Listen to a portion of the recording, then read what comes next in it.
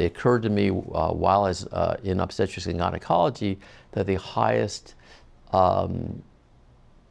emotional impact I could have with my patients were actually with infertility patients. I'm a reproductive endocrinologist, which is a subspecialty of obstetrics and gynecology. Our primary treatment population are women with infertility problems and recurrent miscarriages. We also deal with other hormonal issues in women as well as menopausal issues.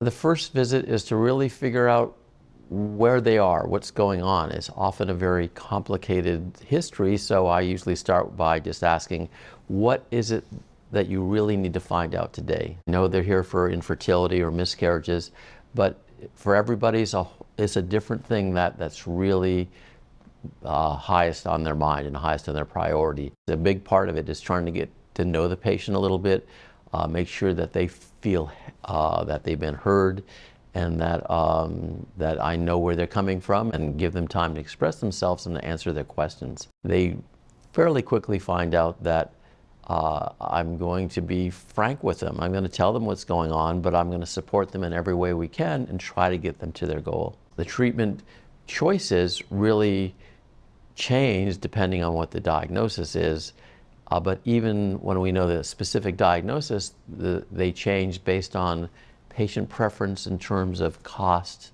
and in terms of effectiveness. Nowadays, we see a broad spectrum of women who want to have children. Some are single and don't have a significant other. Others are in a non-traditional relationship. We also have more options as far as if there are problems with no sperm, which is not uncommon, or if the woman is older and so we're having trouble with egg quality. It's not always easy, but it's often possible when it wasn't possible in the past.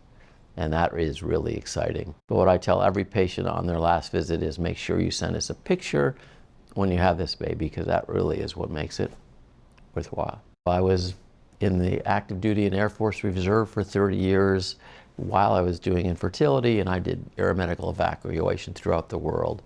I'm a pilot and I'm a sailor. I've sailed all over the world.